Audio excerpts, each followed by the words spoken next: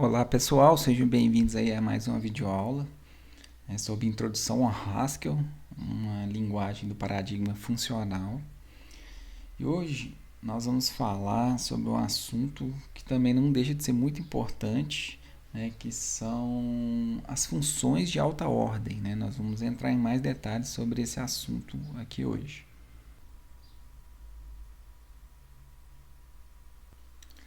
Bom, como foi dito logo no início, nas primeiras videoaulas, eu disse que uma das características do paradigma funcional é tratar as funções de uma forma diferente. As funções, elas são elementos de primeira ordem. O que quer dizer isso? Quer dizer que as funções, elas são tratadas como variáveis lá nas linguagens imperativas. Então a gente pode passar uma função como parâmetro para uma outra função. Uma função pode retornar uma função. Nós podemos declarar uma função recebendo de outra função. Então as funções elas ganham uma importância muito grande no desenvolvimento dos algoritmos aí para a gente resolver os problemas que têm que ser resolvidos.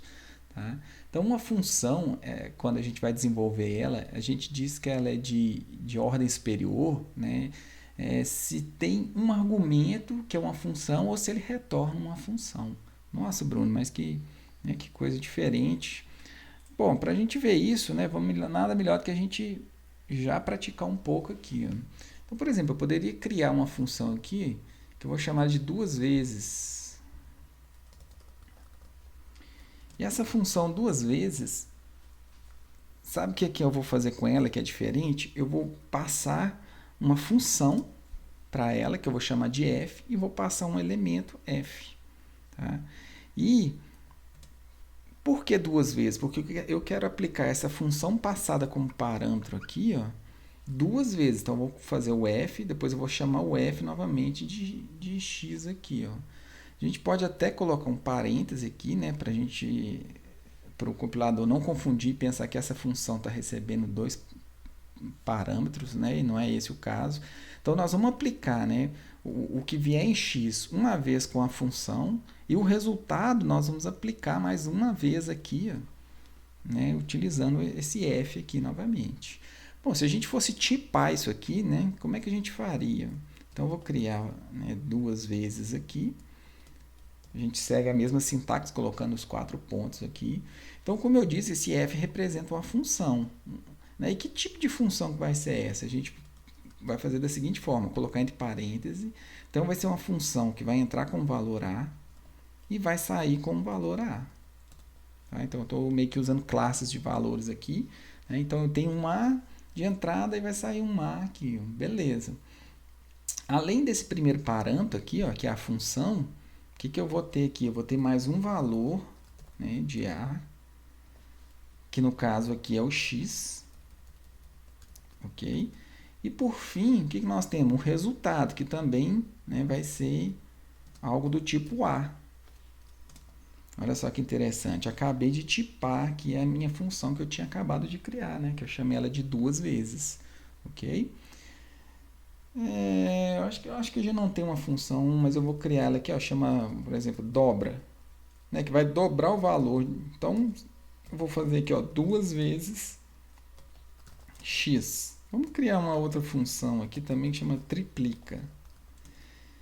Vou chamar ela de x também e eu vou fazer 3 vezes o valor de x. Tá? Apenas para a gente exemplificar, nós vamos pegar essas duas funções que eu acabei de criar e vamos passar ela como parâmetro de entrada nessa função duas vezes, ok? Salvei, vamos dar um reload aqui. Ok. Então, primeiro vamos testar a função dobra. Então, se eu passar o valor 4, a gente tem um valor 8. Ok? Agora, olha só que interessante. Eu vou usar essa função que a gente acabou de criar, que chama duas vezes. Então, eu quero executar duas vezes o quê? Alguma determinada função. Uma função que entre um valor e saia com um valor. Então, eu vou chamar a função dobra. E eu vou passar o mesmo valor 4. Mas vamos ver o que vai acontecer aqui agora. Pequeno erro, vamos ver o que pode ser. Pelo nome aqui, né, eu escrevi a função errada, né? Escrevi a função chamada dobra.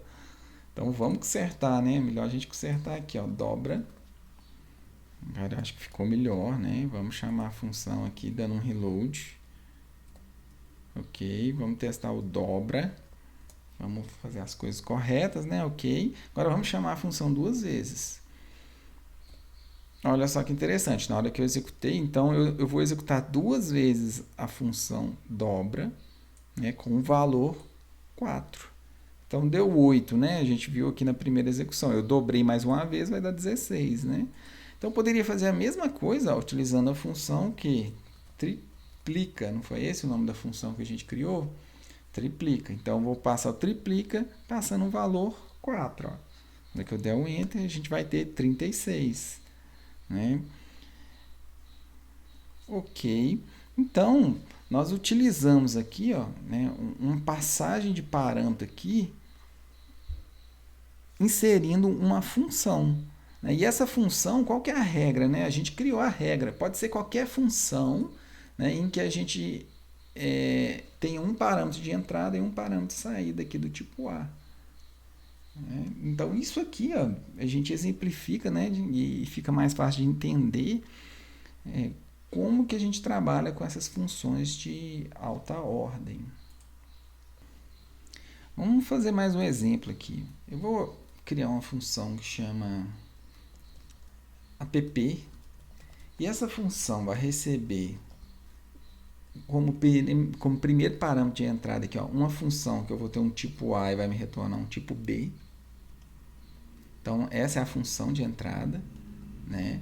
Eu vou ter, então, mais um parâmetro aqui, ó, que vai ser uma tupla. Vou entrar com valores do tipo A, né? Então, essa tupla tem dois valores do tipo A.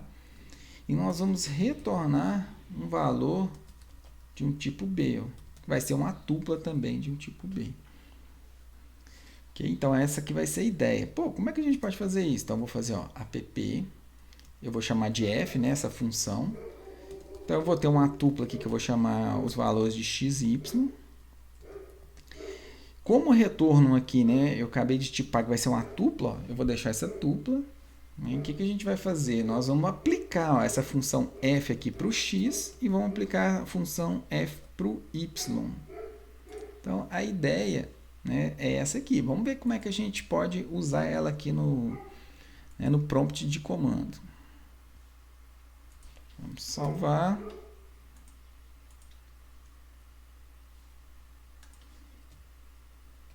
Dar um reload. Ó, sem problemas nenhum, né? De compilação. Então, vamos utilizar essa função app. Para eu não ter que criar uma função aqui, o que eu vou fazer aqui? Ó? Eu vou vir no início do nosso arquivo aqui e vou importar né, uma biblioteca aqui, ó, que a gente chama de char. Né? Essa é uma biblioteca que já vem aí junto com a instalação do WinRugs, e aqui a gente vai poder manipular né, caracteres. Tá? Então, é só digitar aqui import char e a gente já está apto para usar isso depois que eu der o reload. Como eu já apliquei o reload aqui, eu já estou apto a usar. E essa biblioteca ela tem uma função em que a gente passa deixa eu demonstrar essa função. Eu tenho a função que chama SHR, onde eu passo um número, né? Então eu vou passar o número 65. E o prompt me retorna o caractere correspondente a esse número aqui. Tá? Então vamos usar essa função aqui no meu app. Ó. App, eu vou passar então essa função chr, que foi me dada pelo pacote char.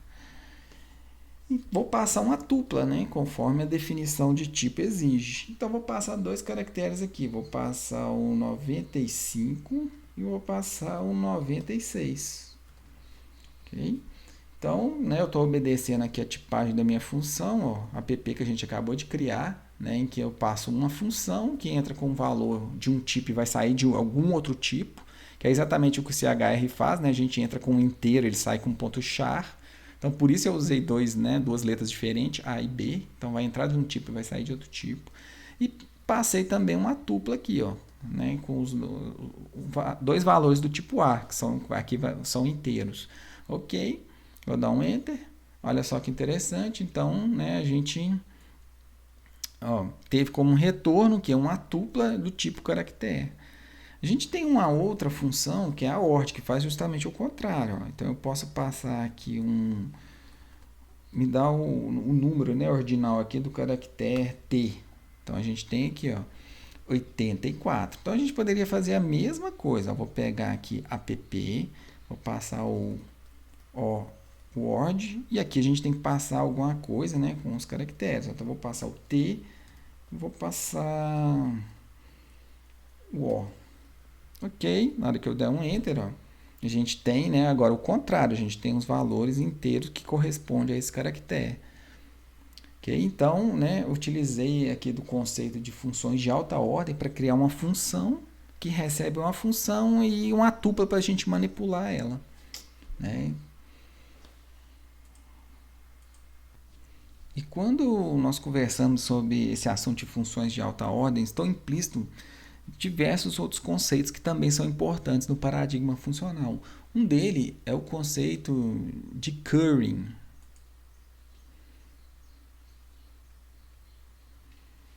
Bom, e o que é esse conceito de currying, né? Então, o nome desse conceito, primeiro, né, ele foi dado em homenagem a Haskell Curry, né, um norte-americano que norteou uma série de princípios da área de computação, né, principalmente no que diz respeito às linguagens do paradigma funcional e do cálculo lambda também, que a gente vai falar um pouco mais para frente.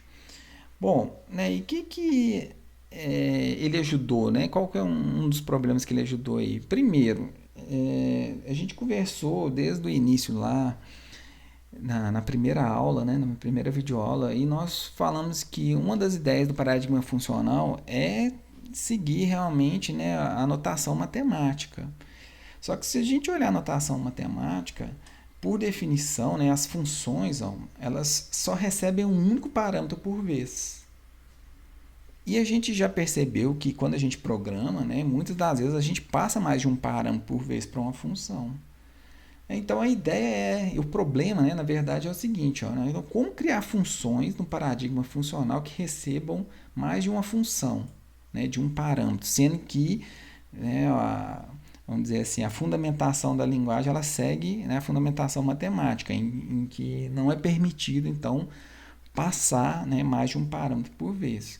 Bom, para exemplificar esse conceito aí, eu estou usando até um código em JavaScript, tá, em que nessa primeira função a gente não tem segredo nenhum, nós estamos criando uma função aqui que chama multiplicar, em que eu estou passando dois parâmetros, né? Então eu estou passando o N1 e o N2, nós vamos multiplicar N1 e N2 e vamos retornar esse valor aqui, né, com o resultado final. E aqui embaixo nós estamos executando a função aqui, imprimindo ela no console.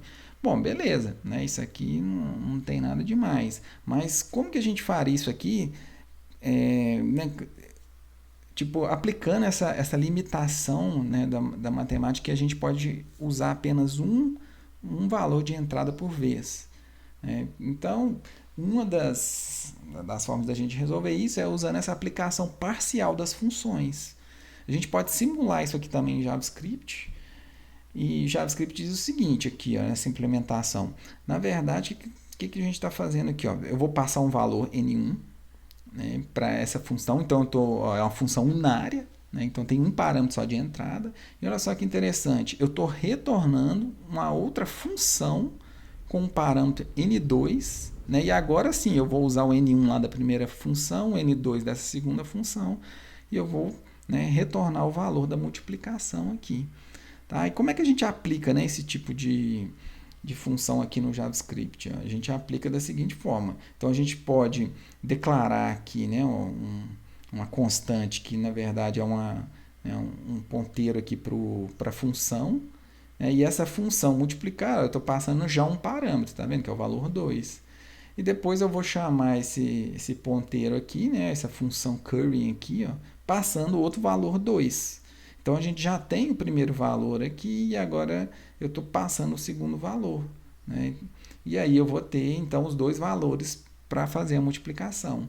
Poderia fazer isso de forma direta, aqui, ó, já utilizando a função multiplicar, passando os dois parâmetros de uma vez.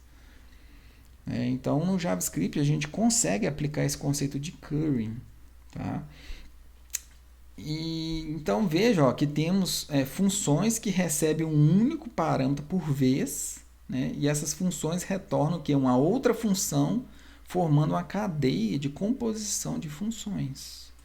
Então, essa que é a ideia do currying. Né? Então, como na matemática a gente só passa uma função por vez, a ideia vai ser essa. Então, nós vamos encadear funções, né? Retornando aquela função composta. Tá? Então, ó, no final, todas as funções, nós chamamos elas de unária, né? Pois elas lidam somente com um único parâmetro por vez. Esse código, tá? Vocês vão ver que às vezes está meio confuso, mas depois a gente poderia usar alguns artifícios, por exemplo, de arrow functions, né? Ou de funções lambdas, que a gente vai ver mais para frente para deixar um código desse mais limpo, tá? Então, na prática, né, é isso que acontece no curry. Né? Então, uma função ela sempre vai receber um parâmetro de cada vez. Né? E lá dentro daquela função, a gente cria uma outra função utilizando o primeiro parâmetro e chamando outros parâmetros. Né? E a gente encadeia isso de acordo com quantos parâmetros de entrada que a gente tem. E né, a teoria de currying, ela implementa isso aí de forma transparente para a gente lá nas linguagens funcionais. Então, isso é o que acontece sempre em Haskell, tá? Só que a gente nem vê, né, que isso está acontecendo. A linguagem faz isso de forma transparente para a gente. Então, para formalizar isso, ó, então, aqui tem um exemplo. Né? Então, quando eu tenho um exemplo de multiplicação aqui, agora implementado em Haskell mesmo. Então, quando eu tenho uma função aqui, ó, multi, né, passando dois parâmetros, x e o y, na verdade, isso é equivalente ao quê? A gente tem um parâmetro só de entrada. Então, a gente tem um número de entrada, né, e não, na verdade, dois. E aí, essa função ela vai me retornar uma outra função aqui, ó, em que eu vou ter um parâmetro de entrada e vou ter, finalmente, a saída aqui, que é um inteiro. Então, na prática, na execução, ele vai pegar esse primeiro parâmetro da primeira função, né, vai pegar o segundo parâmetro dessa segunda função que ele criou ali internamente, né, para a gente de forma transparente, e né, a gente vai ter o resultado final. Então, ó, em Haskell, todas as funções, tá, elas são unárias. Aqui tem até um exemplo, ó, que isso aqui também é equivalente. Então, se você pegar multi 2 e 5, se você chamar isso aqui, ó, multi 2 com um parâmetro, né, ele vai aceitar. Por quê? Qual que é o resultado disso aqui? O resultado disso aqui é uma função, né, que a gente vai ter um valor de entrada e vamos ter um valor de saída. E qual que é o valor de entrada? É o 5 que está aqui. Ó. Tá vendo que interessante? Então, se a gente testar isso aqui, né, funciona da forma que a gente quer.